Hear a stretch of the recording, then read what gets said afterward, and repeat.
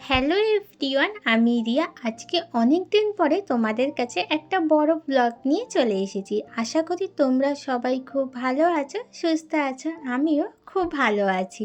আজকে আমার ভিডিওর প্রথম শুরুতেই তোমরা দেখতে পাচ্ছ যে আমি ট্রেনে করে একটা অন্য জায়গায় যাচ্ছি, কিন্তু এই জায়গাটা কি সেটা যদি জানতে হয় পুরো ব্লগটা তোমাদেরকে শেষ পর্যন্ত দেখতে হবে। আজ থেকে 10-15 বছর আগে আমি একটা খুব সুন্দর জায়গায় ঘুরতে গিয়েছিলাম, কিন্তু এই 10-15 বছরের মধ্যে আর ওই জায়গায় যাওয়ার সুযোগ হয়নি। আর জায়গাটা এত সুন্দর, সেই ছোটোবেলায় গিয়েছিলাম আর সেই ছোটোবেলার হালকা হালকা স্মৃতিটুকুই মাথার মধ্যে আছে। বড়োবেলায় আর যাওয়া হয়নি, তাই যখন সুযোগ পেয়েছি তাই ওই জায়গায় আবার চলে যাচ্ছি। এটা বলতে গেলে উত্তর 24 পরগনা থেকে দক্ষিণ 24 পরগনার মধ্যে একটা ডিস্টেন্স বলতে পারো। ট্রেনে করে যেতে কার কেমন লাগে জানি না, কিন্তু আমার তো ভীষণ ভালো লাগে। জানলা দিয়ে প্রাকৃতিক সুন্দর দৃশ্য দেখতে দেখতে যেতে আমার তো ভীষণ ভালো লাগে। আর আমি যখনই ট্রেনে উঠি আমি কিন্তু জানলার সাইডটা আগেই নিয়ে নিই। এরপরে চলে আসি যে আমি কোথায় যাচ্ছি। তো সকাল প্রায় ওই 6টা মতন বাজে, তখন বাড়ি থেকে আমি বেরিয়ে পড়েছিলাম। আমার বাড়ি থেকে এই জায়গাটায় যেতে মোটামুটি 6 থেকে 7 ঘন্টা মতন তো সময় লাগবেই।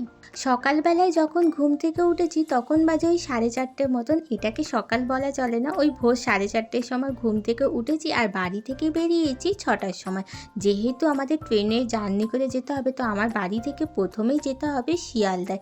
এবার শিয়ালদায় যখন পৌঁছেছি, আমাদের 7টা 40-এর ট্রেনটা ছিল, তো ওই ট্রেনটা বেরিয়ে গেছে। সকালবেলায় তেমন কোনো বাস চলে না, আর আমরা যদি আরেকটু আগে বেরাতাম তাহলে হয়তো শিয়ালদায় যাওয়ার জন্য একটা টানা বাস পেয়ে যেতাম। আর যেই বাসটা অনেকটা তাড়াতাড়ি যেত, আর যেই বাসটা সকাল সকাল চলছিল, তো সেই বাসটায় আমরা উঠে পড়তে তো মোটামুটি যেতে যেতে ওই 1.5 ঘন্টা মতন সময় লেগে গিয়েছিল। আর 7টা 40-এর ট্রেনটা মিস হয়ে যাওয়াতে আমরা 8টা 20 ট্রেনে উঠেছি, তাই যেতে একটু সময় লেগেছিল। তোমরা হয়তো ভাবছো আমি কোথায় যাচ্ছি, এতক্ষণ সময় লাগছে 6 থেকে 7 ঘন্টা। আমি ভিডিও শুরুতে তোমাদেরকে বললাম না, আমি উত্তর 24 পরগনা থেকে দক্ষিণ 24 পরগনায় চলে যাচ্ছি। আর জায়গাটা হলো বসিরহাট। বসিরহাটে ট্রেন থেকে নামার পর ওখান থেকে টোটো ধরে সোজা চলে আসলাম বোটঘাট বলে একটা জায়গায়। আর এখানে ছিল মিষ্টির দোকান, আর এখান থেকে মিষ্টি কিনে নিলাম দিদির বাড়ির জন্য। বাড়ি থেকে যেহেতু সকাল 6টায় বেরিয়েছি আর এত জোরে খিদে পেয়েছে, তো দিদির বাড়ির জন্য মিষ্টি কেনার পর আমারও কিছু লোভ হচ্ছিল মিষ্টি খাওয়ার জন্য। তো আমি, মা, বাবা তিনজনেই কিছু মিষ্টি কিনে নিলাম। তো প্রথমেই নিয়েছিলাম বেক কালাকাট, আর তারপর নিয়েছিলাম কেশর গুজিয়া। এখানকার মিষ্টিগুলো এত সুন্দর যে খাওয়ার পর তো মন ভরে যাবে, আর তারপর মনে হবে পয়সা উসুল করার মতন তো মিষ্টি খেলাম। আর এর আগে অলরেডি তো আমরা মাসির বাড়িতে গিয়েছিলাম, আমার মাসির বাড়ি তো একদম লাস্ট প্রান্তে। তো ওখানে যাওয়ার পরেও আমরা যে রসগোল্লাগুলো খেয়েছিলাম, তো গালে দেওয়ার পর একদম মিলিয়ে গিয়েছিল। মনে হবে না যে ওই যে ছিবড়ে ছিবড়ে মতন মিষ্টিগুলো থাকে না, আমরা অলরেডি কলকাতা সাইডে যে মিষ্টিগুলো খাই একটু ছিবড়ে মতন থাকে, তো সেই রকম কোনো ভাবই থাকে না। এখানকার ফেমাস মিষ্টি কি বলতো? মাখা সন্দেশ, যেটা আমার কাছে মনে হয়, কারণ এখানে কোনো রকম মিষ্টি কোনো ভেজাল জিনিস দিয়ে তৈরি হয় না, একদম পিওর জিনিস দিয়ে তৈরি হয়।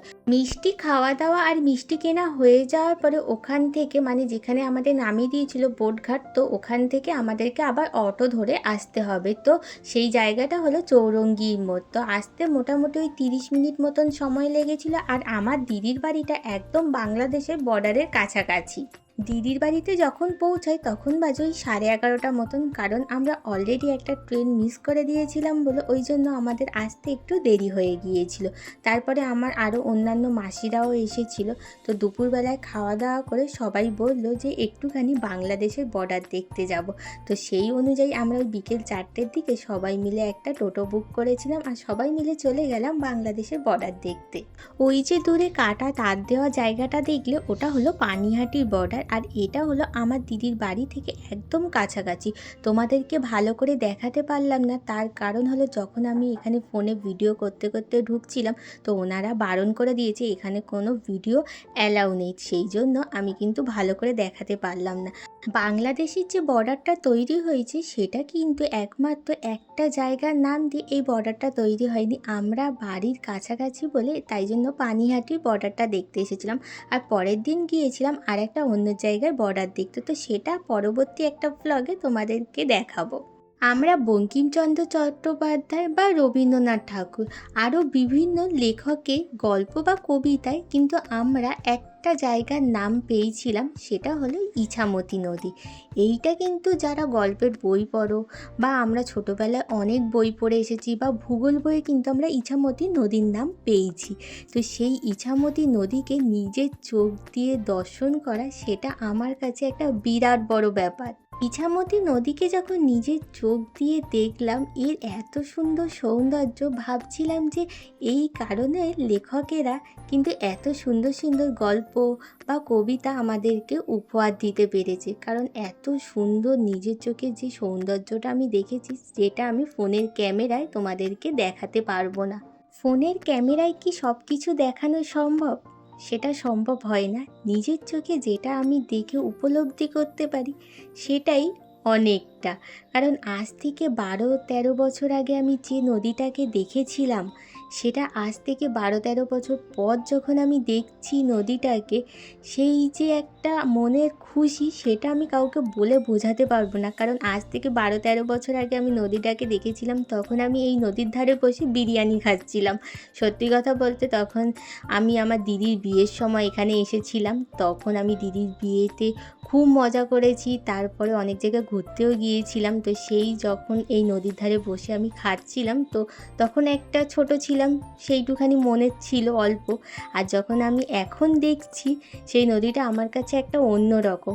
নদী দেখা হয়ে যাওয়ার পর চলে আসলাম বাড়ির দিকে। আর তারপর দিদি দেখাচ্ছিল, দিদির বাড়ির একদম পাশেই চাষ হয় জলপাই, তো সেটাকেই দেখছিলাম। তারপর বললাম না, এখানকার মিষ্টি ফেমাস, আর তার সঙ্গে মিষ্টির দামটাও কম।